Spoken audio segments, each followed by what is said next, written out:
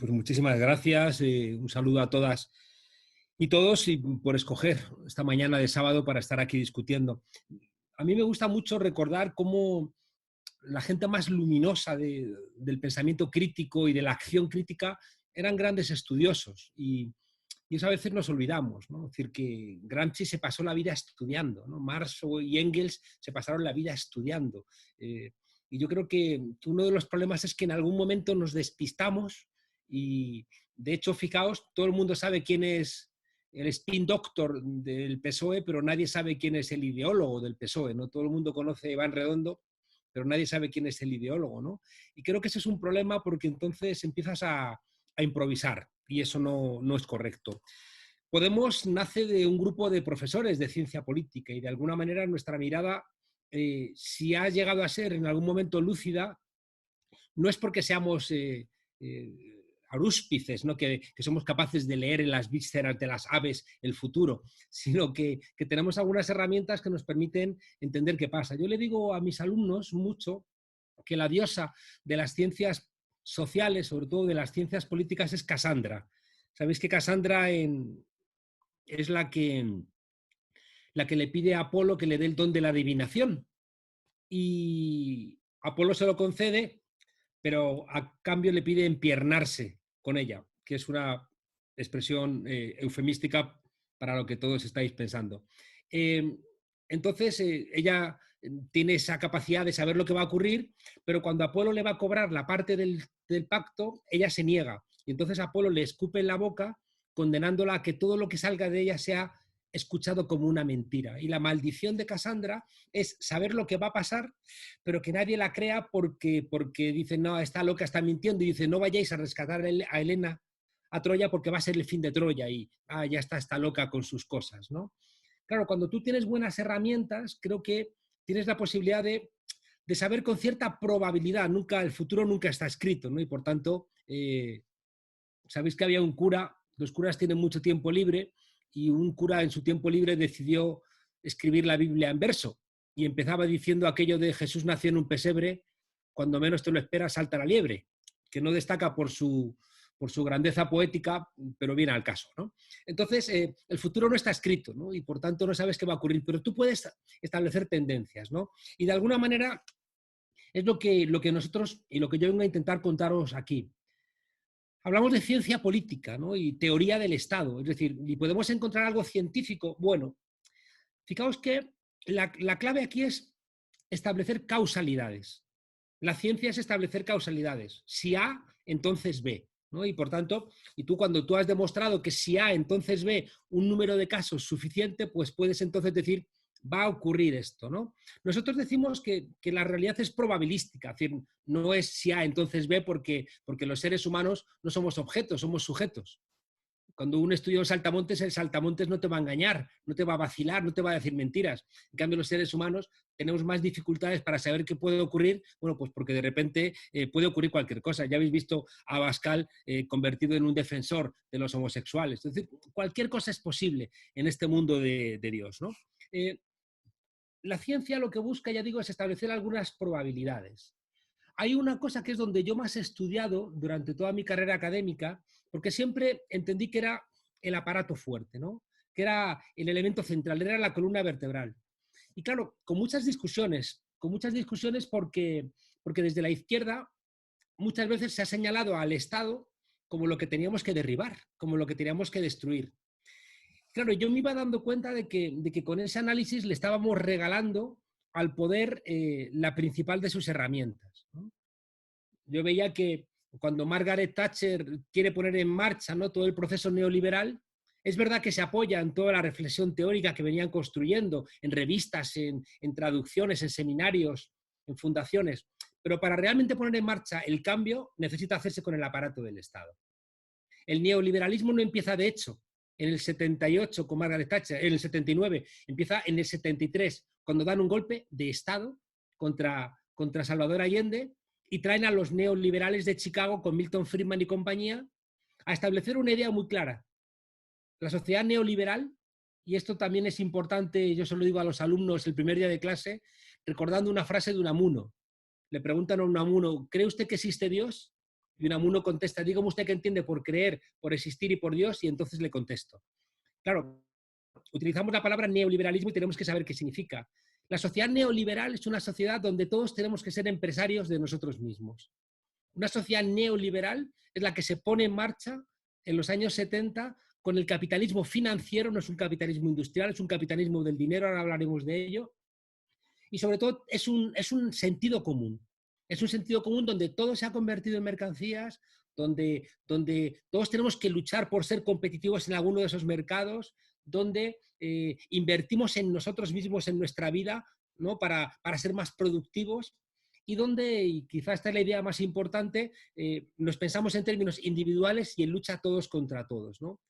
Por eso, fijaos, lo primero que van a hacer los neoliberales en Chile es prohibir los sindicatos y prohibir los partidos políticos. Porque cualquier tipo de agregación distorsiona supuestamente el mercado, ¿no? Que es una de las grandes trampas. Esta gente dice siempre que estamos en contra del mercado. No, no, no, sí, el mercado ha habido siempre en la historia. Estamos en contra de este tipo de mercado, ya digo que hasta la amistad la convierte en una mercancía, ¿no? Por tanto, os decía que es importante entender que el modelo neoliberal, tanto en el 73 en Chile como en el 78 eligiendo a Juan Pablo II como papa, y que el Señor tenga su gloria, como luego en el 79 con Thatcher, en el 80 con Helmut Kohl, en el 81 con Reagan, y en el 82 con Felipe González, es decir, es la socialdemocracia asumiendo los presupuestos neoliberales. Si os dais cuenta, siempre hay un aparato estatal, institucional.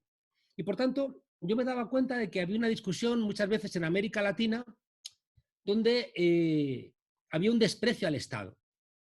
Hay un libro muy famoso de John Holloway, un autor irlandés, marxista, afincado en Puebla, en México. El libro tuvo mucha importancia, se leyó mucho en todos los lugares del mundo. El libro se llama Cambiar el mundo sin tomar el poder. El argumento era lo que hacían los zapatistas en México. Y la idea era, como el Estado es una cosa corrupta, la transformación y la emancipación hay que hacerla desde fuera del Estado. Claro, y era un desastre, era como en la película El último samurái, ¿no? Tú muy honesto y muy honrado con tu katana, pero enfrente tenías 3 cañones que te volaban, ¿no? Y por tanto te quedabas sin capacidad de hacer absolutamente nada, ¿no? Por tanto, fijaos, la primera idea es que el Estado se convierte como uno de los elementos donde tenemos que mirar. Una de las grandes discusiones cuando nace Podemos, nosotros somos honestos y decimos, nosotros no somos el 15M. Porque en el 15M yo defendí siempre dentro del 15M que no nos convirtiéramos en un partido. Si nos hubiéramos convertido en un partido cuando estábamos haciendo el 15M, hubiéramos fracasado. ¿Por qué? Porque el 15M lo que hacía era politizar a la gente. Y para politizar a la gente tenía que ser horizontal y no tenía que funcionar con la lógica de partido, ¿no? Lo que en el 15M fue luminoso, que era que no tenía experiencia, que no tenía liderazgo, que no tenía estructura, que no tenía programa, luego se convirtió al final en su sepultura. Pero también en política es muy importante acertar en los tiempos. Sí, por eso se dice de los políticos que tienen baraca. Cuando un político tiene suerte, tiene baraca, le puede ir bien, ¿no? Decía Rubalcaba, que era un tipo muy listo, discutiendo con Zapatero, porque Rubalcaba era un tipo como muy racional, ¿no? En cambio, Zapatero, recordáis que le ganó por 7 votos en un congreso de 1000, ¿no? Entonces, y Zapatero le volvía loco a Rubalcaba cuando decide sacar las tropas de Irak, cuando decide no levantarse, cuando pasan los norteamericanos el 12 de octubre. Todas esas cosas le ponían de los nervios a Rubalcaba. Y Rubalcaba decía, ¿qué haces cuando todo el mundo sostiene que hay que bajar por la escalera porque hay un incendio y hay un loco que dice que hay que saltar por el balcón? Entonces todos bajamos por la escalera, pero el loco salta por el balcón y cae de pie, ¿no? Entonces, claro, de repente el loco caía de pie y desarmaba a los que racionalmente decían lo otro, ¿no? Es como un entrenador de fútbol que plantea una locura, pero resulta que le mete 7 al Real Madrid, ¿no? O al Barcelona. Entonces dices, a ver si el loco soy yo, ¿no? Por tanto, ya digo, creo que es importante para empezar a discutir, poner en marcha qué hacemos con el Estado, ¿no? Os decía que en el 15M aquello era un movimiento que estaba politizando, pero llegó un momento en donde aquello ya estaba languideciendo. Y decidimos montar un partido y presentarnos a las estructuras de poder. hubo críticas, ¿no? Diciendo, no, nosotros no tenemos que presentarnos al poder, mientras que nosotros la lectura era con una reflexión muy de América Latina, es si es que lo único que nos da una palanca para poder contrarrestar la fuerza del modelo neoliberal que está desmantelando todo lo logrado desde finales de finales de la Segunda Guerra Mundial. Recordad una frase muy, muy potente de la patronal francesa que decía: hay que sacar de la Constitución francesa todos los artículos que metieron dentro los del Consejo Nacional de la Resistencia.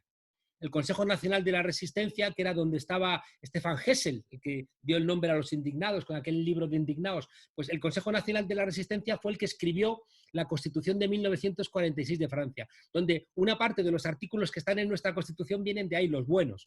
Todos los artículos sociales vienen de ahí, ¿no? De la lucha antifascista, y por eso hemos repetido 1000 veces que España era el único país de Europa donde tú podías ser demócrata sin ser antifascista, ¿no? Porque ahí estaba Fraga, que venía de un gobierno que había firmado sentencias de muerte y había fundado el Partido Popular, ¿no? No tiene ningún tipo de problema. En cambio, en Europa eso en aquel momento no era factible, no era posible que tú pudiera ser demócrata sin ser antifascista. A día de hoy todavía hay una parte de los europeos que no van a pactar con la extrema derecha, ¿no? Incluso son gente de derecha, pero no pactan con la extrema derecha porque tienen esos valores republicanos donde la extrema derecha es contraria, ¿no?, a esos principios constitucionales que se establecen después de la Segunda Guerra Mundial, ¿no? Entonces, os decía que nosotros nos articulamos como partido político y tenemos la idea clara de qué hay que hacerse con el aparato del Estado, ¿no? Y aquí hay una discusión que digamos que es casi lo más relevante que quiero compartir con vosotros, ¿no? Mirad, hay una discusión que a mí me apasiona de 1918 entre un tipo que no era ningún idiota y un tipo que era muy brillante.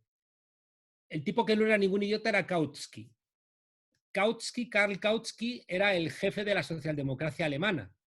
Y digo que no era un idiota porque era el albacea de los textos de Marx. Es decir, era el tipo que, después de Engels, es el que se encarga de articular, ¿no?, los textos de Marx. O sea, no era ningún idiota. Pero claro, tiene una discusión con Lenin. Porque Karl Kautsky va a cuestionar un concepto que el nombre es terrible, que se llama la dictadura del proletariado. Y Lenin va a discutir con él y dice: no entiendes nada, ¿no? Y yo digo que esto es una de las ideas centrales que quería compartir con vosotras y con vosotros. La idea central es que nosotros lo más que hacemos es ganar el gobierno, no ganar el poder.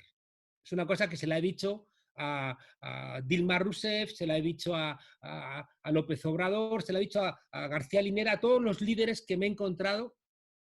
Se lo he dicho y se lo he recordado. Y por supuesto también a Sánchez Castejón, ¿no? Le he dicho: tenemos el gobierno, el poder está en otro lado, no nos engañemos, ¿no?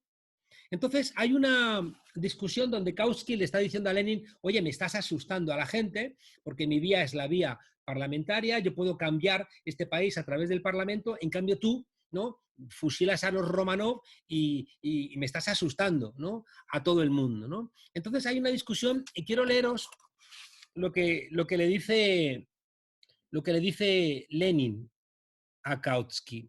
Le dice, parece que es muy brillante, le dice, fijaos: durante mucho tiempo, en un libro que se llama La Revolución Proletaria y el renegado Kautsky, donde el pobre Kautsky ya se va a quedar con el adjetivo de renegado para toda la vida. Es un libro de 1918.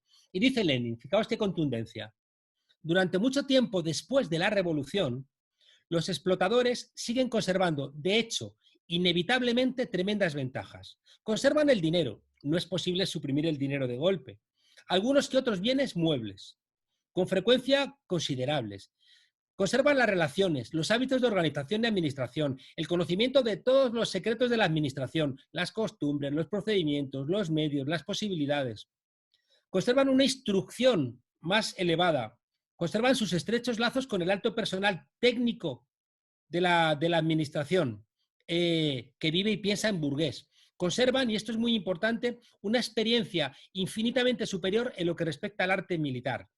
Si los explotadores son derrotados solamente en un país, y este es naturalmente el caso típico, pues la revolución simultánea en varios países es una rara excepción, siendo no obstante más fuertes que los explotados, porque sus relaciones internacionales son poderosas.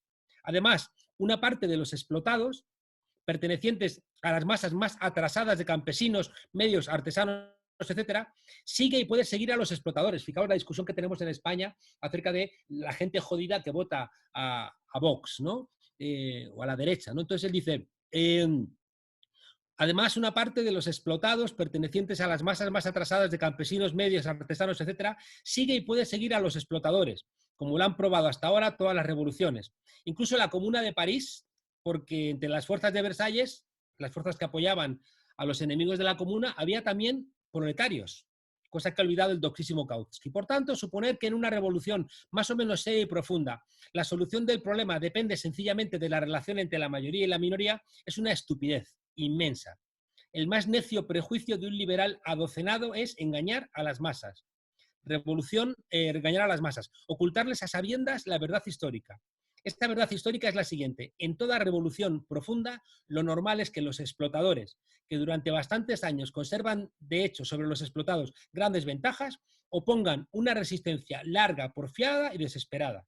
Nunca se someten los explotadores a la voluntad de la mayoría de los explotados antes de haber puesto a prueba su superioridad en una desesperada batalla final, en una serie de batallas.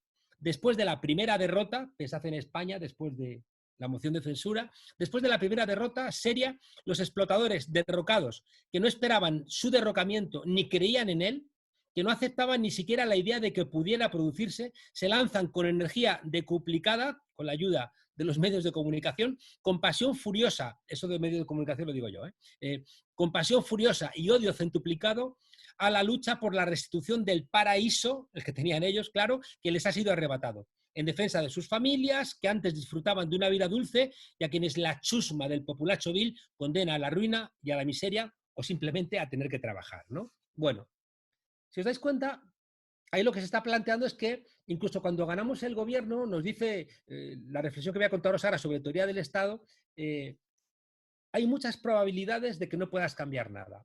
Y aquí quiero daros una clave teórica muy importante, a ver si soy capaz de expresaroslas en términos comprensibles. Mirad, la izquierda ha arrastrado siempre un problema que es la definición en el Manifiesto Comunista de Marx y Engels de 1848, la definición del Estado. Ahí en ese librito, que es un panfleto muy brillante, donde tiene mucha mano Engels en ese trabajo, dicen que el Estado es donde se sienta el Consejo de Administración que representa los intereses globales de la burguesía. Es decir, el Estado es un instrumento de la clase burguesa. Y por tanto el Estado es el enemigo. Pensad que cuando lo está escribiendo Marx y Engels, pues, si te reunías te mandaban a la policía, estaban prohibidos los sindicatos, no había sufragio real, el Estado era represor y defensor de la propiedad privada, ¿no? ¿Qué ocurre? Que la izquierda durante mucho tiempo ha mantenido esa idea, ¿no? El Estado es un instrumento de clase. Y si el Estado es un instrumento de clase, lo único que tenemos que hacer pues, es dinamitarlo. ¿Qué vas a hacer con el Estado? Es la tesis, fijaos, de John Holloway en el libro ese de Cambiar el mundo sin tomar el poder. Como el Estado es un Estado de clase, además el Estado mexicano podrido por el PRI, no podemos hacer nada. No hay ni que presentarse a las elecciones. Yo recuerdo que tuve un debate en un foro social mundial con Holloway, claro, y yo había cenado la noche antes con él para discutir los términos del debate. Yo le había dicho que en ese momento ya estaba asesorando al presidente Chávez en Venezuela. Y hablábamos, él decía que no, que tenía que ser fuera del Estado, bla, bla, bla. Y al día siguiente, en la charla, se recuperó otra vez la misma discusión. Él defendía que había que trabajar fuera del gobierno, fuera del Estado, en los movimientos sociales. Yo le decía que había que trabajar en el gobierno sin olvidar los movimientos sociales. Y de repente él me dice en este debate en el Foro Social Mundial, me dice, no, le pregunto yo a él, digo, a ver, señor Holloway, acababa de ganar Evo Morales las elecciones. Digo, ha ganado Evo Morales las elecciones. ¿Qué tiene que hacer con los hidrocarburos? ¿Los tiene que dejar en manos de las multinacionales? ¿Tiene que asumirlos el Estado para obtener rendimientos y poder redistribuir la renta? ¿Tiene que dejarlos en manos de los trabajadores que ahora mismo están ahí? ¿No tiene que hacer nada? Y me contesta Holloway, usted sabrá que asesora a presidentes, ¿no? Entonces era como, me sentí muy decepcionado, ¿no? Porque una gran pregunta que es, si tenemos el aparato del Estado, ¿cómo hacemos? Recordad que esta gente en 10 años sacaron a 40 millones de personas de la pobreza, ¿no? En el conjunto de América Latina. Y por tanto, claro que algo se pudo hacer, ¿no? Entonces, fijaos, si tú dices, esto, por favor, tomad nota, que es muy importante, mental, no que apuntéis, ¿no? Si fueran los alumnos les diría, tomad nota, ¿no? Vosotros no. Pero tomad nota que es muy importante, claro. Si tú dices que el Estado es el enemigo porque es un instrumento de clase, pues ni siquiera te presentas a las elecciones. ¿Para qué? ¿Para qué? ¿No? Fijaos que los zapatistas solamente en la última ocasión decidieron presentarse a las elecciones y ya era tarde, no consiguieron ni siquiera las firmas, ¿no? Además, para debilitar el gobierno de López Obrador era un poco locura, ¿no? La lectura es muy importante. Pero tomad nota, segunda idea de la izquierda respecto del Estado complicada. Unos tipos reflexionaron y dijeron, el Estado es como un coche. Y tú, como es como un coche, lo puedes conducir a la derecha o a la izquierda. Esta es la idea típica de la socialdemocracia. Dicen, no, no, nos hacemos con el aparato del Estado y lo llevamos hacia la izquierda. Y uno dice, si eso es así, ¿por qué al final termináis haciendo políticas de derechas? Porque estoy convencido de que no es que queráis hacer políticas de derechas, pero al final termináis haciéndolas. ¿Qué ocurre? ¿Por qué eso es así? Hay otros autores que van a plantear que el Estado es como una cosa.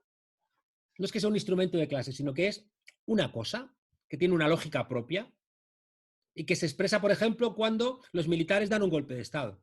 Entonces, esa cosa propia toma sus decisiones. ¿Cuál es el trabajo que yo desarrollo? Sobre el trabajo de un profesor marxista, pero un marxista inteligente. Dejadme que os lea una cosa que creo que es muy bonita. Es de un libro que se llama El Gentleman Comunista, de Tristram Hunt. Es una biografía de Engels. Mirad lo que dice Engels, ¿no? Que creo que es muy importante. Dice,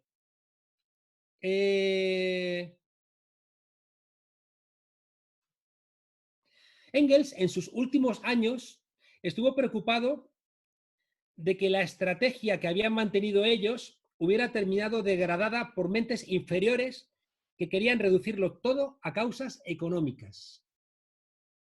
Y dice el propio Engels, según la visión materialista de la historia, el factor determinante de esta visión en el análisis final es la producción y la reproducción de la vida real. Escribió en 1890 en una carta que respondía a unas preguntas teóricas formuladas por un estudiante de Berlín. Y dice Engels, Marx y yo nunca sostuvimos más que eso, ¿no? Que según la versión materialista de la historia, el factor determinante en el análisis final es la producción y la reproducción de la vida real, ¿no? Dice, Marx y yo nunca sostuvimos más que eso. Ahora bien, si alguien lo distorsiona afirmando que el momento económico es el único factor determinante, transforma la proposición en una jerarquía sin significado, abstracta y ridícula. En esa misma carta procedió a introducir una nueva variable en la plantilla del materialismo histórico, sugiriendo que la superestructura, es decir, el derecho, la filosofía, la religión, en cierto modo ejercía una influencia recíproca. Fijaos, Engels diciendo, cuidado, que lo económico condiciona lo superestructural, pero Engels diciendo que lo superestructural también determina lo material, ¿no? Dice, estas formas efímeras del derecho, la filosofía y la religión, en cierto modo ejercían una influencia recíproca en la estructura económica y, por tanto, en el desarrollo histórico. Todos estos factores también tienen importancia en el curso de las luchas históricas y en muchos casos condicionan ampliamente su forma. En la interacción de todos ellos y entre una multitud infinita de hechos fortuitos, la tendencia económica se afirma como algo inevitable. La historia sugirió en una revaluación importante del pensamiento historiográfico de Marx que todo era mucho más fluido de lo que suponía el estereotipo materialista. Pues el proceso dialéctico, esta gente viene de Engels, de Hegel, el proceso dialéctico, esa lucha entre la tesis y la antítesis, está lleno de matices, está lleno de grises, ¿no? Al final se contamina siempre la tesis y la antítesis aparecen en la síntesis, ¿no? Entonces, en el proceso dialéctico no era una mera cuestión de causa-efecto, sino la interacción mutua de opuestos. Así, si bien el contexto económico, y esto es muy importante, claro, el contexto económico era a la larga decisivo, claro, a la larga va a ser decisivo. A la larga estamos convencidos de que, por ejemplo, el nuevo papel productivo de las mujeres en la sociedad va a terminar, por ejemplo, a que termina habiendo mujeres papisas y mujeres sacerdotisas, claro, ¿no? Eso sabemos que a la larga va a ser así. Pero claro, ¿cuándo? ¿Dentro de 50 años, 20, 100? Es decir, que el que tú sepas que a la larga eso es así, no significa que hagas, ¿no?, interpretaciones, ya digo, muy lineales que pierden matices, ¿no? Por tanto, dice, si bien el contexto económico era a la larga decisiva, Engels piensa ahora que la política, la cultura e incluso la tradición pueden desempeñar un papel en la formación de las decisiones humanas y de la historia. El pasado está hecho de manera tal que el resultado final es invariablemente el producto del choque de muchas voluntades individuales, cada una de las cuales ha llegado a ser como es a causa de una amplia diversidad de condiciones de vida. Si algunos escritores jóvenes atribuyen al aspecto económico más importancia de la de vida, en cierta medida es por culpa de Marx y mía. Nos vimos obligados a recalcar el principio fundamental de la influencia de la economía en la historia ante los adversarios que la negaban. Y no siempre tuvimos tiempo, espacio y oportunidad para hacer justicia a los otros factores que se influían recíprocamente. Si os dais cuenta, esto es lo que luego va a recuperar Gramsci. Gramsci va a decir, ¿por qué los campesinos del sur votan a sus verdugos? Y dice, porque es que intelectualmente los campesinos del sur están abducidos, ¿no?, por esa superestructura. Y por eso Gramsci dice, necesitamos intelectuales que den argumentos a la gente de abajo para que pueda defenderse de este tipo de explicaciones. Si os dais cuenta, cuando nace Podemos, nace incidiendo mucho en la superestructura. Y nosotros estamos planteando siempre medios de comunicación, universidades, ¿qué es lo que había hecho el modelo neoliberal? Resumo para que veamos lo que os acabo de contar, ¿no? Os he dicho que hay una lectura marxista de que el Estado es un instrumento de clase, que ha sido la tradicional del comunismo y del anarquismo. Hay una interpretación socialdemócrata de que el Estado es como un coche que lo giras a la derecha y a la izquierda. Y hay una interpretación que os digo que es de Bob Jessop, que es un autor muy gramsciano, que es la que me gusta. Y que dice lo siguiente, dice, el Estado en España, por ejemplo, nuestro Estado, el que está gobernando el gobierno de coalición, es siempre la condensación de las batallas históricas de nuestro país. Es decir, el Estado en España ahora mismo, en mayo de 2020, refleja las muescas, las huellas, los sesgos que han dejado en el Estado los que han ganado históricamente las batallas. ¿Qué significa esto? Significa, fijaos, que históricamente, ¿quién ha ganado la batalla? ¿Los hombres o las mujeres? Pues han ganado los hombres a las mujeres. Os pongo un ejemplo. Cada vez que una mujer violada por su marido o agredida sexualmente iba a una comisaría y le decía, no, déjelo usted, déjelo, ¿no? Ahí había una victoria de los hombres sobre las mujeres. Y esa manera de entender las cosas se traducía en las leyes, en las costumbres, en la literatura, en las canciones. Yo no me canso de recordar esa canción que dice, esa de mujer, tú te ves bonita, tú te pones orgullosa, ni más ni menos, que hemos cantado todos y tal. Fijaos lo que dice esa canción, dice, el cristal cuando se empaña, se limpia y vuelve a brillar. La honra de una mocita se mancha y no brilla más cuando un hombre se la quita, ¿no? Dices, ostras, ¿no? O sea, no te das cuenta de que esa victoria de los hombres sobre las mujeres se esconde en sitios inimaginables. Pero es que después esa es la sentencia primera de la manada. Esa es la primera sentencia de la manada. ¿Quiénes han ganado la victoria? ¿El centro o la periferia? Pues el centro. Bueno, pues ahí se verifica también cómo en la construcción de ese Estado hay una impronta, un sesgo del centro. Los blancos o los inmigrantes o los indígenas o los gitanos, pues han ganado los blancos. Los ricos o los pobres, pues han ganado los ricos. ¿Todas las batallas? No, pero las principales sí. ¿Qué dice Jessop? Que es, le digo, la idea principal que quería compartir con vosotros, ¿no? El Estado que hemos heredado tiene sesgos, porque los que han ganado han dejado esa impronta en las leyes, en las constituciones, en los funcionarios, en las festividades, en el tipo de iglesia que tenemos, en el tipo de universidades, en la lógica de los clubes de fútbol, en la lógica de las escuelas. En todo eso se reproduce esa lógica. Ahora bien, gente, dice Jessop, ese sesgo se va a aplicar solamente en virtud de la correlación de fuerzas. Esta es la idea central. Resulta que las mujeres empiezan a protestar y cambian la sentencia de la manada, y cambian las leyes, y hay un ministerio de igualdad. Es decir, que es verdad que si tú no haces nada, hay unos surcos donde al final vamos a ir todos por esos surcos. Ahora bien, si la correlación de fuerzas varía y tú cambias esos surcos, ahí entonces podemos ir hacia otro lugar. Pero cuidado, hay un tercer elemento, que ahí tenía razón Holloway y los marxistas, cuando planteaban, y es una idea en la que yo insisto mucho, que el Estado siempre, por definición, el Estado es representativo. Hace calor hoy, ¿eh? El Estado es representativo, ¿no? ¿Qué significa esto? Significa que el Estado siempre, unos pocos, van a representarnos a todos. Fijaos que uno de los problemas de los que vamos a salir del COVID-19 es un reforzamiento de todos los poderes ejecutivos, de todos, ¿no? ¿Por qué? Porque la propia condición de la pandemia y la necesidad de esta lógica de guerra, de dar respuestas inmediatas, al final hace que las decisiones sean poco deliberadas y sean muy ejecutivas, ¿no? Bueno, pues eso es un problema, porque siempre hay unos poquitos decidiendo por el conjunto. Y eso es un problema siempre que tiene el Estado. Por eso yo digo que el Estado siempre es parte del problema y parte de la solución, invariablemente. Es parte de la solución porque el Estado nos puede ayudar a conseguir unas salidas más emancipatorias de nuestra sociedad. El Estado tiene la fuerza para unir todas nuestras voluntades para conseguir poner ese poder al servicio, ya digo, de las mayorías. Pero como es un Estado representativo, existe el riesgo de que esos poquitos puedan terminar trabajando para la lógica de los poderosos.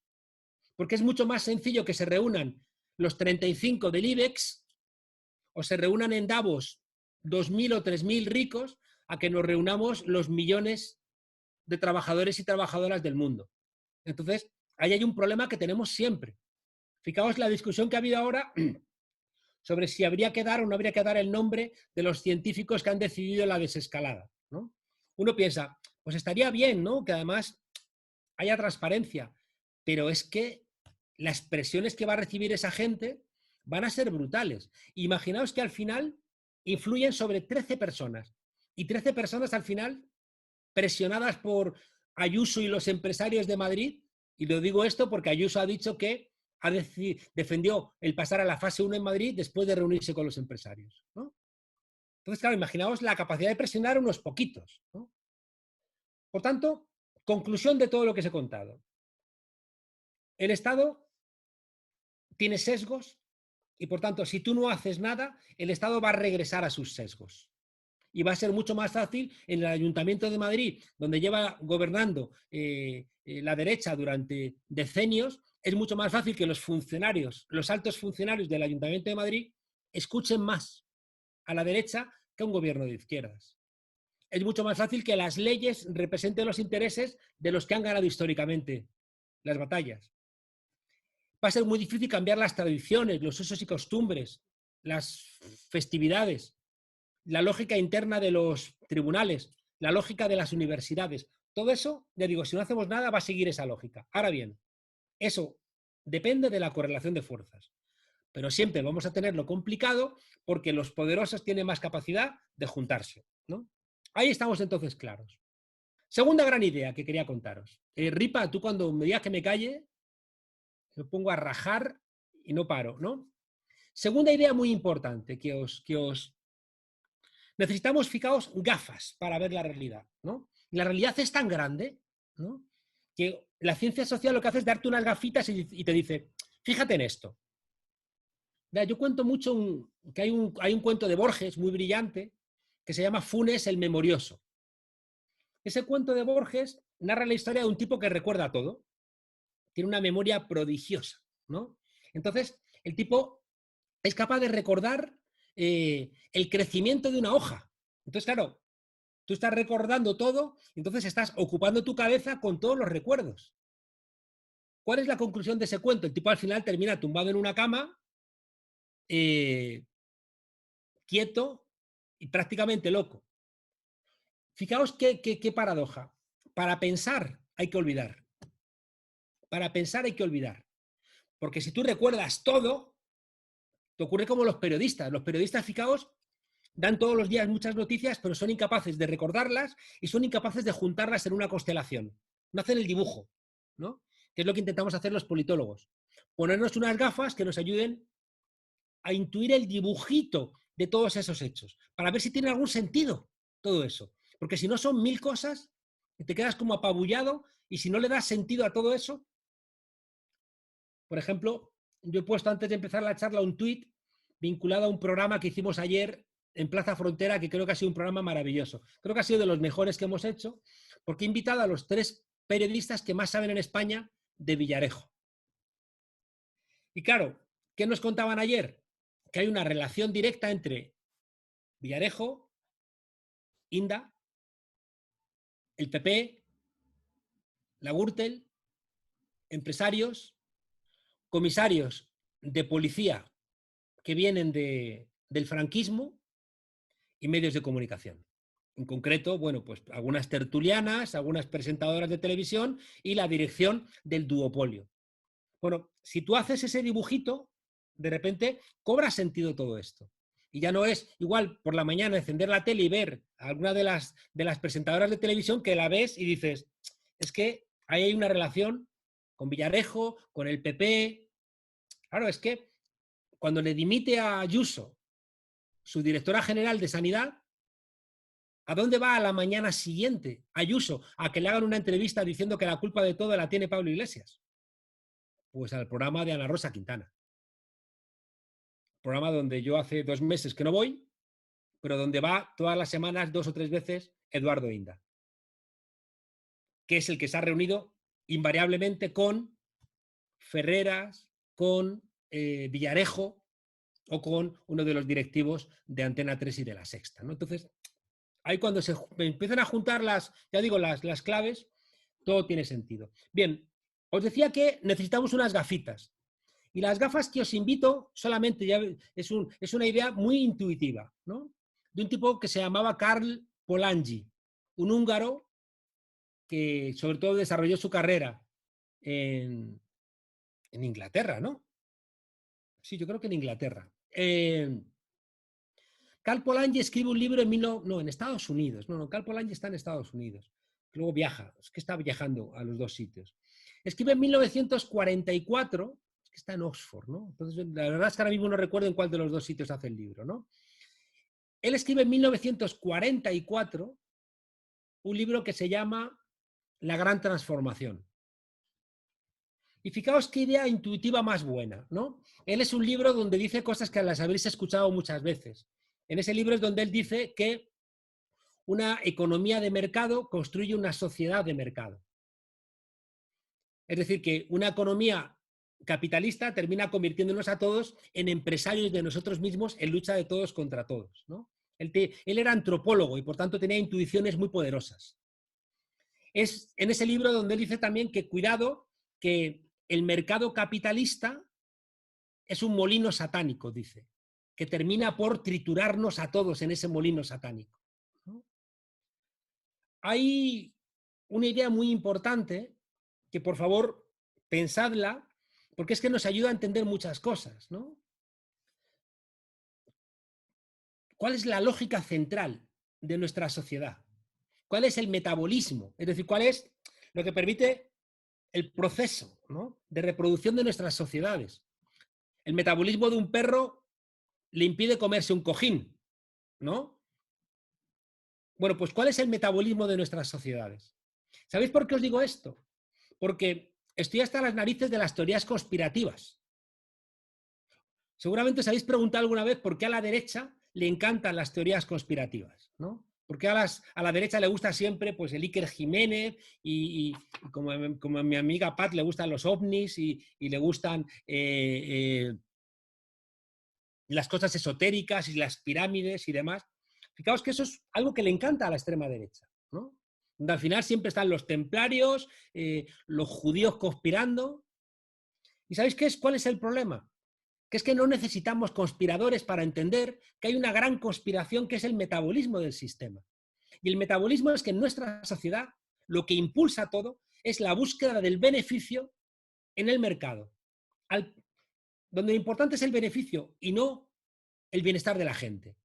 El ejemplo más claro que tenemos es las residencias de ancianos.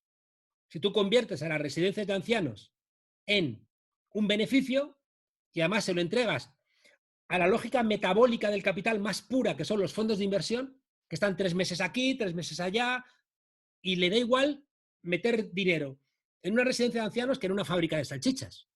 Lo que necesita es que dentro de 3 meses a sus socios les diga, habéis ganado tanta pasta.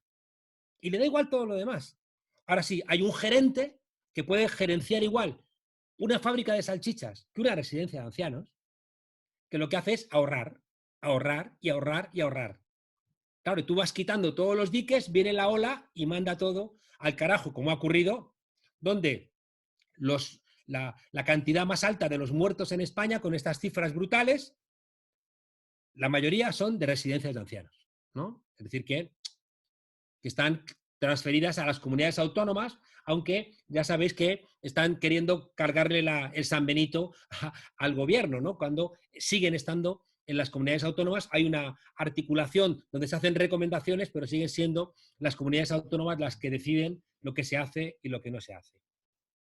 Regresamos a la idea de las gafas que os invito a que os pongáis y que plantea Cal Polanyi. Cal Polanyi dice, vale, hay un metabolismo del capital que es la búsqueda del beneficio en el mercado. Y eso hace que todo el mundo tenga esa lógica empujándole, ¿no? Eso es lo que explica que todo se convierta en una mercancía. Todo. Hoy en día, si os dais cuenta, ¿qué no es una mercancía? ¿Qué no es? Pagamos por el Zoom. Cuando navegamos en Google, Google está navegando en nosotros para sacarnos información y luego venderla. Es una mercancía el deporte, es una mercancía aprender, comer, beber, no hay nada gratis. Es decir, el sexo, es decir, todo se ha convertido en una mercancía. Y dice Cal Polanyi, y tomad nota de esta idea porque es una idea para mí central, ¿no? La idea de Polanyi es que hay 4 mercancías ficticias, es la expresión. Es decir, el sistema capitalista, esta lógica de convertirlo todo en mercancías para ganar plata, ha cogido 4 cosas, las ha convertido en mercancías y la ha liado. ¿Por qué la ha liado? ¿No? Porque no las construye como mercancías. El sistema capitalista construye esto como una mercancía o construye esto como una mercancía, ¿no? Pero hay 4 cosas que no las construye el capitalismo, sino que las agarra, las coge y las convierte en mercancías y las revienta. Esas 4 mercancías, por eso dice que son ficticias, porque es verdad que una pluma es una mercancía real. Pero él dice que hay 4 mercancías que son ficticias. La primera mercancía ficticia somos los seres humanos. Los seres humanos no los produce el sistema capitalista, los producen las familias. Sobre bases no mercantiles, sobre bases del amor, ¿no? Si no, no llegaríamos. Con el trabajo de las mujeres en cuidados y en reproducción en soledad durante mucho tiempo. Claro, el sistema capitalista nos agarra, nos mete en el molino satánico y nos desbarata.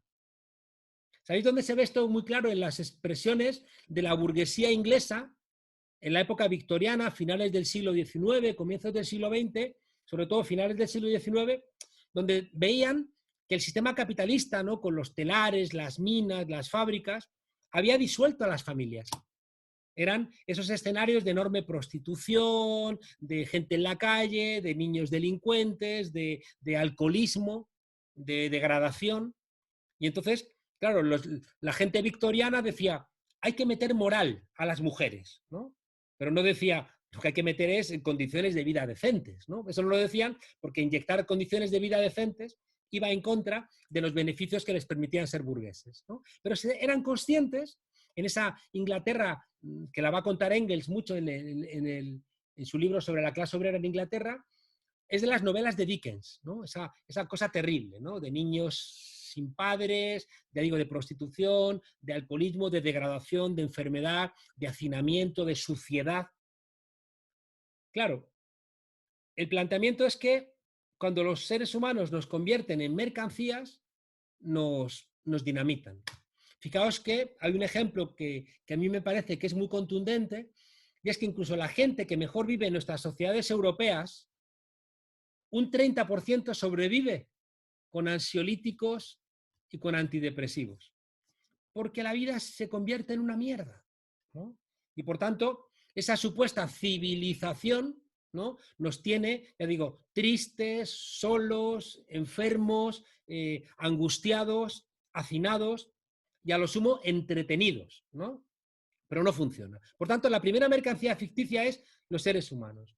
La segunda mercancía ficticia, va a decir Polanyi, es la naturaleza. El capitalismo no crea la naturaleza está ahí, pero la agarran, la convierten en una mercancía y la depredan. Sabéis que hay un 60% ya del planeta Tierra que es inhabitable para la vida, porque está contaminado, sin agua, desértico, con metales pesados, etcétera, ¿no? Y cómo seguimos, ¿no?, golpeando. Y por tanto, cuando se convierte la naturaleza en una mercancía, se golpea. Tercera mercancía ficticia, va a plantear Polanyi, el dinero. Es curioso, ¿verdad? Porque el dinero nace como un medio de intercambio. El dinero nace en un momento determinado donde el nivel de intercambio es muy grande, que tú no puedes hacer trueques, ¿no? Y por tanto, el dinero funciona como una garantía fiduciaria, que hay una fe sobre el valor de ese dinero que permite los intercambios. ¿Qué ocurre? Que es que el dinero se ha convertido en una mercancía. Él se da cuenta en los años 40, ¿no?, de que el dinero se ha convertido en una mercancía y hay gente que invierte especulando, ¿no?, porque las monedas estaban vinculadas al oro. Entonces, como tenían la obligación los países de mantener el tipo de cambio vinculado al oro, si subía mucho o bajaba, ahí podías intervenir y podías hacer trampa y entonces había gente que se enriquecía igual que ahora.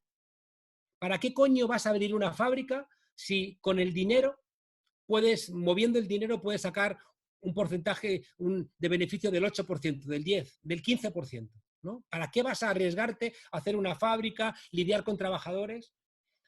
Hoy en día hay 6 veces más dinero que riqueza en el mundo. Y eso hace que el dinero, pues ya no tiene... ¿Recordáis los mayores? Que antes ponía, el Banco de España pagará al portador la cantidad de 500 pesetas. Hoy no pone nada, ¿no? Hoy no pone absolutamente nada, porque no hay respaldo de nada del dinero, ¿no? Y eso, claro, bueno, pues genera problemas. Y hay una cuarta mercancía ficticia, que es el conocimiento. Y esto ya no lo dice Polanyi, esto lo dice Bob Jessop. El conocimiento es una mercancía ficticia porque lo creamos entre todos, en el lenguaje. O sea, si alguien descubre la maldita vacuna del COVID-19, va a ser porque ha estudiado en un colegio, porque han colaborado diferentes espacios, porque ha colaborado diferentes estados. ¿Cómo demonios puede después patentarse esa vacuna del COVID-19, contra el COVID-19? ¿Cómo puede ocurrir como pasó con el Sovaldi? ¿Recordáis la medicina contra la hepatitis C? Donde se morían en España 10-15 personas y no se compraba porque costaba un pastizal. No sé si eran en algún momento hasta 60.000 euros la dosis para salvar la vida de una persona. Y Alonso, el del PP, decía, no, no lo compramos, ¿no? Es que recuerdo un debate que tuve con Escotado. Es que ni siquiera él decía, no, es que gracias a la investigación de las farmacéuticas se logró el Sovaldi. Y entonces es justo que recuperen el dinero. Y era mentira, porque el Sovaldi se hace con mucha colaboración de investigación pública. Y aparte, no hubiera sido posible si no hay escuelas que enseñan matemáticas, física, química, ¿no? Pero no solamente eso, sino es que además la farmacéutica se lo vendió a un fondo de inversión, que era el que le puso el precio para vender después a los diferentes ámbitos. Y dices, cuando el conocimiento se particulariza, el conocimiento que igual no es una mercancía, es una cosa colectiva. Cuando tú lo particularizas, al final lo conviertes en un monstruo. Conclusión de todo esto. Cuando tú en ese sistema capitalista, donde lo que prima es buscar el negocio, que es muy bueno para desarrollar las fuerzas productivas. Eso lo plantea Marx y Engels. Es espectacular. Es espectacular el desarrollo tecnológico del capitalismo. El problema es los cadáveres que va dejando por el camino. ¿Y cuáles son esos cadáveres? Las mercancías ficticias. Todo esto era para plantearos, y ya casi me voy a callar, era para plantearos que si queremos entender dónde estamos ahora mismo, ¿no?, con el coronavirus, una cosa que yo he hecho es preguntar quién es el verdadero paciente cero. Porque desde mi punto de vista, desde mi hipótesis, el paciente cero no estaba en Wuhan. el paciente cero estaba en otro sitio. ¿Dónde estaba el paciente cero? En primer lugar, estaba en la conversión de la ciencia en una mercancía. ¿Por qué? Porque fijaos, por un lado, la ciencia últimamente ha estado rehén de los intereses de los grandes laboratorios. Y la ciencia, aunque parezca mentira, es rehén de las situaciones de poder de nuestras sociedades. Sabéis que en el mundo hay tres grandes peleas. La pelea de la burguesía contra el trabajo, la pelea del centro contra la periferia y la pelea de los hombres contra las mujeres, ¿no? Son como los tres grandes conflictos: el conflicto de clase, el conflicto de género, hombres y mujeres, y el conflicto de razas, ¿no? Del centro contra la periferia, ¿no? Como los tres grandes conflictos existentes, ¿no? Entonces, fijaos, la ciencia, que supuestamente es neutral, la ciencia, os decía al comienzo de la charla, lo que establece es causalidades, ¿no? La ciencia supuestamente es neutral, pero claro, ¿es realmente neutral la ciencia? Dices, claro, como tal ciencia sí, pero claro, si solamente digo eso, no me explico, por ejemplo, por qué hay una píldora anticonceptiva para las mujeres y no hay una píldora anticonceptiva para los hombres. ¿Por qué hemos desarrollado esa píldora para que las mujeres, sabiendo que tienen problemas al respecto, usen la píldora y no los hombres? ¿Por qué no hay una vacuna contra la malaria? ¿Por qué, por ejemplo, cuando el ébola parecía que nos iba a afectar en las sociedades occidentales, empezamos a investigar? Pero cuando el ébola solamente iba a afectar a comunidades en África, ¿no?, se frenaron las investigaciones. Si hoy tuviéramos todo el desarrollo científico que nos hubiera brindado haber mantenido la inversión en la investigación sobre el ébola, hoy tendríamos mucho más cerca la vacuna contra la malaria, ¿no? Igual, claro, con otras muchas. Ahora os contaré, porque claro, os contaré cómo en esta mirada que tenemos sobre el COVID-19 miramos solamente desde nuestra mirada urbana y de clase media. Dicen, no hay que lavarse las manos, pero si es que en muchos lugares de América Latina no hay agua potable. Ya no te digo de África. Si están luchando todavía contra el Zika y contra el dengue, ¿cómo van? Y ahora viene el COVID-19 que no se entiende ni qué demonios es, ¿no? Por tanto, fijaos, la ciencia se convierte en algo que desarrollas, por ejemplo, muchos fármacos contra la depresión, contra la intranquilidad, muchos fármacos contra la impotencia masculina, mucho desarrollo de la cirugía estética, pero en cambio, como que seguimos siendo incapaces de desarrollar, ¿no?, fármacos que ayuden, ¿no?, a repensar cosas realmente importantes o a solventar problemas de mayorías en el mundo. Y eso ha generado, fijaos, que también es muy curioso, cómo ese alejamiento de la ciencia de la gente, ese desprecio por parte del capital de la ciencia. Es que no recordáis al primo de Rajoy diciendo que lo del cambio climático era una gilipollez.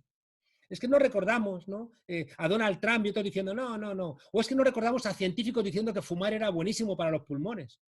O científicos diciéndote que la margarina era maravillosa y el aceite de oliva era malo, ¿no? Claro, todo eso, fijaos, ese debilitamiento de la ciencia, por un lado, permite la emergencia de una buena parte de planteamientos anticientíficos, ¿no?, donde las flores de Bach te van a curar, no me jodas, ¿no? O incluso, no, ya digo, toda una construcción donde no tenemos certeza sobre la ciencia, porque la ciencia, al mercantilizarse, deja de ser un elemento que nos brinde a nosotros seguridades. Fijaos qué importante hubiera sido que la Organización Mundial de la Salud hubiera tenido la fuerza y la capacidad de haber dicho esto es lo que hay y esto es lo que hay que hacer. Y hubiera tenido la OMS la fuerza que tiene el Fondo Monetario Internacional o el Banco Mundial. Pero no la tenía, y además históricamente ha estado debilitada porque se cuestionó en algún momento que la presión de algunas farmacéuticas llevó a que la Organización Mundial de la Salud, bueno, pues recomendara la compra de algunas vacunas, que aquello salió mal, ¿no? Entonces esa vinculación que se presupuso entre la OMS y algunas farmacéuticas, pues también la ha debilitado, ¿no? Por tanto, fijaos, el primer paciente cero para mí es la conversión de la ciencia en una mercancía. ¿Cómo ha atacado la derecha, por ejemplo, en España, en México, a los jefes de epidemiología? A Fernando Simón o al doctor Gayat en México, ¿no? ¿Por qué? Porque de repente son conscientes de que cuando la ciencia da fiabilidad, es muy difícil que ahí que se puedan, ¿no?, meter los intereses particulares. Segunda mercancía ficticia, muy evidente, ¿no?, la naturaleza. Y lo resumo en una idea. Si en el desarrollo capitalista vamos ocupando el hábitat de determinadas especies, esas especies salen de su hábitat, buscan nuevas realidades y terminan contaminándonos. Es así de sencillito, ¿no? Si esto le añades condiciones de hacinamiento, si le añades la ruptura de los ciclos de la naturaleza, si tú le añades transformaciones genéticas, pues al final estás tocando cosas, y esto también creo que es muy importante recordarlo, estás tocando cosas que tienen una verdad muy profunda. Yo le pregunto a los alumnos, ¿la naturaleza es sabia? ¿No? Como una pregunta como para, para provocar el debate, ¿no? Sí, no, claro. La naturaleza no es sabia porque la naturaleza es como las películas de Walt Disney que antropomorfizas, ¿no? Conviertes en personas a la naturaleza. Por cierto, hoy he visto un cartel que decía los animales ni ensucian ni degradan la naturaleza. Por favor, cuando estén en el campo, compórtense como animales, ¿no? Como una manera de evitar lo que hacemos los humanos, ¿no? Entonces, creo que es muy importante entender que esta injerencia de los seres humanos en la naturaleza, rompiendo los ciclos, rompiendo lo que nos recomendaban los pueblos originarios, diciendo, cuidado con la Pachamama, ¿no? O nos decía Lovelock, es que es Gaia, o sea, la Tierra es un ente vivo con una lógica interpenetrada. Y cuando tú rompes una cosa en un sitio, terminas rompiéndola en otro, ¿no? Y por tanto, la naturaleza, fijaos, esto es muy importante, por favor, que lo recordéis, no es que sea sabia, es que está probada. Es que son millones de años probándose. Y claro, tú de repente, algo que se han tardado millones de años en construir, como es el petróleo, si tú lo quemas en 200 años, ahí hay riesgos. Ahí hay riesgos, ¿no? Por tanto, cuando tú conviertes la naturaleza, ya digo, en una mercancía, todas, fijaos, todas las zoonosis, todas las últimas pandemias, vienen de animales que nos lo han traspasado a nosotros. De camellos, de murciélagos, de orangutanes, de vacas, de cerdos, de gallinas, de pollos. Es decir, que es que todas las grandes estas enfermedades respiratorias, ¿no?, vienen de estas zoonosis. Tercer mercancía ficticia, la sanidad. Se ha convertido la sanidad en una mercancía. Claro, y si es una mercancía, en la lógica metabólica del capital, tú utilizas esa mercancía para ganar pasta. Claro, y hay una incompatibilidad entre tu beneficio y entender que la salud es un bien que no tiene que estar sometido, ¿no?, a las presiones sanitarias de ninguna persona o de ningún tipo de grupo de personas, ¿no? Creo que es una de las cosas que vamos a salir de esta pandemia con cierta claridad al respecto. Si tú mercantilizas la salud, pues es bastante probable que lo pagues en consecuencias de vidas. Dos o tres cosas más y termino. Respecto de, fijaos, estoy hablando de mercancías ficticias que funcionan como los surcos sobre los cuales está discurriendo todo en nuestros países, ¿no? Y esos surcos son profunditos, porque llevan muchos años. Otro surco es que también se ha convertido en una mercancía, fijaos, las instancias internacionales. Se nota mucho en América Latina. Los gobiernos de la derecha disolvieron la UNASUR, porque como la había construido Chávez, era peligrosa. Y ahora resulta que los latinoamericanos se encuentran sin ninguna instancia regional con capacidad de dar respuesta colectiva a un problema como el coronavirus. ¿Por qué? Porque Estados Unidos les quería fragmentados para negociar Estados Unidos con cada uno de ellos aisladamente. Y fijaos, nos ocurre algo similar en España. Cuando se disuelve ese contenido solidario de la Unión Europea se convierte en algo a mayor gloria de los países centrales. Y por eso, tomad mucha nota de lo que pasó ayer, que es el vicepresidente de España, junto con un ministro de Portugal, una ministra y un ministro de Italia, han pedido la puesta en marcha de un ingreso mínimo vital europeo. Y es la primera vez donde países mediterráneos le dicen a los países de Europa Central, ¿no?, y del norte, decir, cuidado, que los países del sur queremos recuperar esa Unión Europea guiada por la solidaridad, guiada por el manifiesto de Ventotene del año 43 que hicieron Altiero Spinelli y otros, y presos antifascistas, que fueron los primeros que pensaron la idea de Europa, ¿no? Por tanto, fijaos, claro, la mercantilización de estas instancias regionales es un problema, porque no nos ayuda. Vinculado a esto, la mercantilización del mundo, es decir, la globalización neoliberal, ¿para qué nos sirve? ¿Para estar a pie de pista en los aeropuertos, en las pistas de despegue, peleándonos a ver quién compra las mascarillas o quién compra los respiradores, ¿no? En una lucha de todos contra todos? Es una maldita locura, ¿no? Entonces, esa mercantilización de las relaciones internacionales también es otro elemento, es otro surco bien jodido, ¿no? Que no nos ayuda a ir bien. Y quizá el último surco que os diría, que es el más complicado y es seguramente el que lleva a que hayáis los compañeros y compañeras de Asturias, ¿no?, ha organizado este tipo de discusiones. Ripa lo conoce bien porque hemos hablado muchas veces de esto, es que ha habido una privatización del sentido común. Es decir, el sentido común se ha hecho privado, se ha hecho mercantilizado. Ser bueno parece que es que somos tontos. O sea, cuando tú eres generoso, parece que es que eres gilipollas, ¿no? En vez de que la gente entienda, no, soy bueno porque soy muy listo, ¿no? Entonces creen que es al revés. Creen que es que cuando alguien es buena gente es que son tontos. Vamos a aprovecharnos, ¿no? Que lo hace mucho el capital. O sea, que la gente que está haciendo redes para que se alimente la gente en nuestras ciudades es porque son tontos, ¿no? No es porque son gente realmente que ha entendido cuál es el lugar correcto en la historia. Porque si fuera por los que quieren engañarnos y aprovechar la situación para beneficiarse más y enriquecerse más, si fuera por esos, desaparecería el ser humano.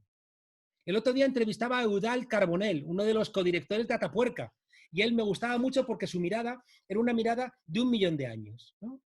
Entonces, claro, él me decía, claro que hay resiliencia, claro que el ser humano rebota frente a las dificultades y pugna por sobrevivir, pero siempre que hay esa resiliencia, siempre que hay ese rebote, siempre acudimos a la cooperación. Si es que es lo que nos ha permitido llegar hasta aquí, si somos un animal desvalido, si somos un animal que necesitamos, siempre lo digo, nace un caballito, un potrillo, nace una ternera, nace un animal y a los pocos minutos está ya dándose una vuelta. Y nosotros necesitamos el cuidado de nuestros padres hasta los 30 años, ¿no? Por lo menos.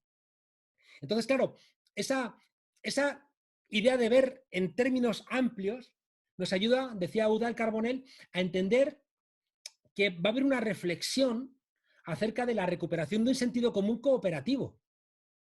Mientras que si eso no fuera así, si ganan ellos, el riesgo de que el ser humano desaparezca, también lo decía Carbonell, está ahí, ¿no? Casi termino. Fijaos que os he planteado que hay unos surcos muy profundos que se han, ¿no?, marcado en los últimos decenas de años o a veces de cientos de años. El curso, ¿no?, ya digo, de la mercantilización de la ciencia, de la mercantilización de la naturaleza, de la mercantilización de la sanidad, este es más reciente y por eso es más débil. La mercantilización de las instancias internacionales, la mercantilización de la globalización neoliberal, la mercantilización del sentido común, ¿no? Todas esas cosas, fijaos, son más débiles cuanto más cercanas están, porque todavía no se han consolidado del todo, ¿no? ¿Cuál es la conclusión final? Que tiene que ver con lo que os decía al comienzo. Si no hacemos nada, todo va a discurrir por los surcos existentes. Yo os decía que los estados están impregnados, ¿no?, están impregnados por los que han ganado históricamente las batallas, tienen la fuerza de que son representativos y por tanto quien tiene el aparato del Estado tiene fuerza, pero va a depender de la correlación de fuerzas. ¿Qué significa esto finalmente? Pues como os decía antes, que si no hay una respuesta popular sosteniendo, como decía en la introducción Ripa, sosteniendo a un gobierno que tiene que luchar contra esos sesgos históricos que tiene que luchar contra altos funcionarios del Estado, que tiene que luchar contra la dependencia de instancias financieras internacionales, que tiene que luchar contra la lógica del tesoro, que tiene que luchar contra la lógica de los bancos centrales, que tiene que luchar contra la lógica de las universidades, que tiene que luchar contra la lógica marcada por los medios de comunicación, que tiene que luchar contra el sentido común que acompaña a los medios de comunicación, las revistas, etc. La única posibilidad es que, bueno, podemos confiar en que el Estado sea muy consciente, o tenemos que trasladar de alguna manera el apoyo para que ese Estado pueda desarrollar este tipo de medidas.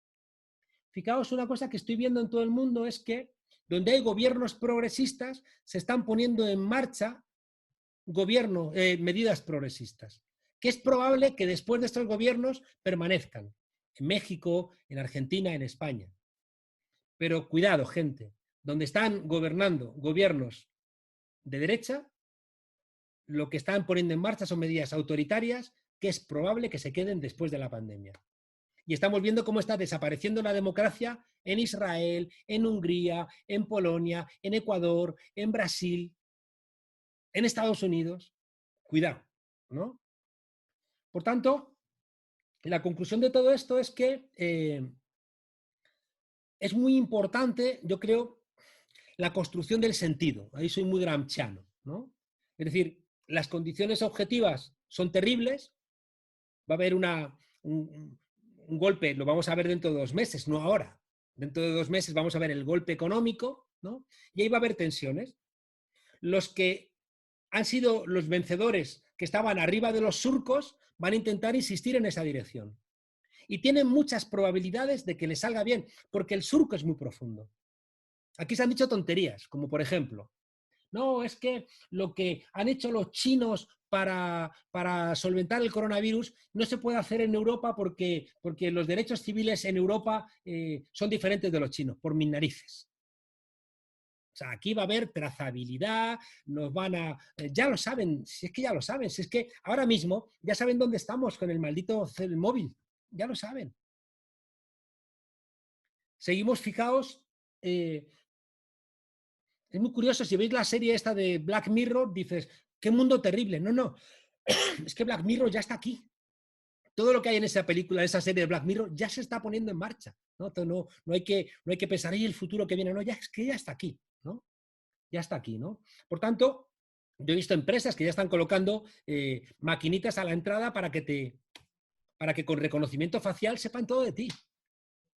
Así que ese futuro distópico hay muchas probabilidades de que se imponga. ¿Por qué? Porque es funcional al metabolismo del capital.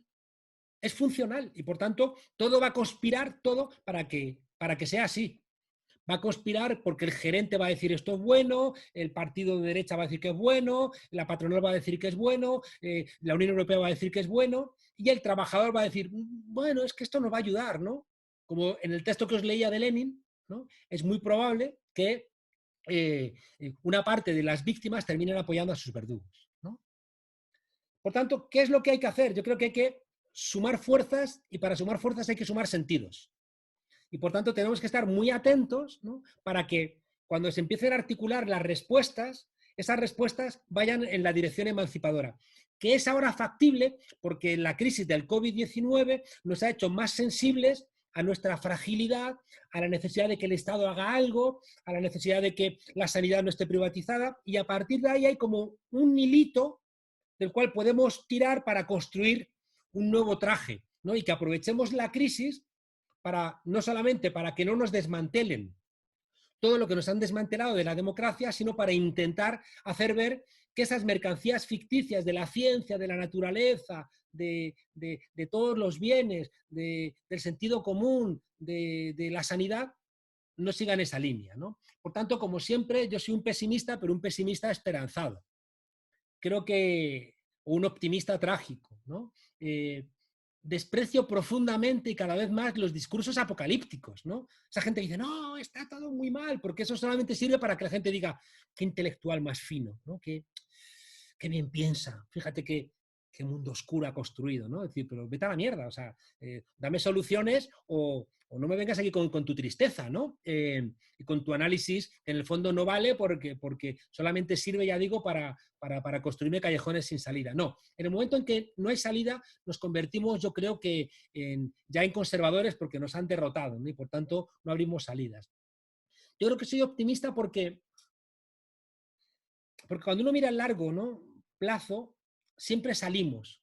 Y siempre salimos con soluciones de este tipo, ¿no? Llevamos 50 años malos, ¿no? Llevamos desde el año 73, desde el golpe de Estado contra Allende, llevamos 50 años malitos, ¿no? En España un poquito más, porque ganó Franco en el 39. Pero fijaos, yo creo que hay elementos, ¿no?, que nos permiten pensar en que hay esperanza. Hay un elemento que lo vamos a ver, yo creo que después, ¿no?, pero que va a mediar mucha pelea, que es el caso de las mujeres, ¿no? Es decir, las mujeres son las grandes peleadoras de esta crisis, ¿no?, en hospitales, en cuidados, reponiendo, limpiando.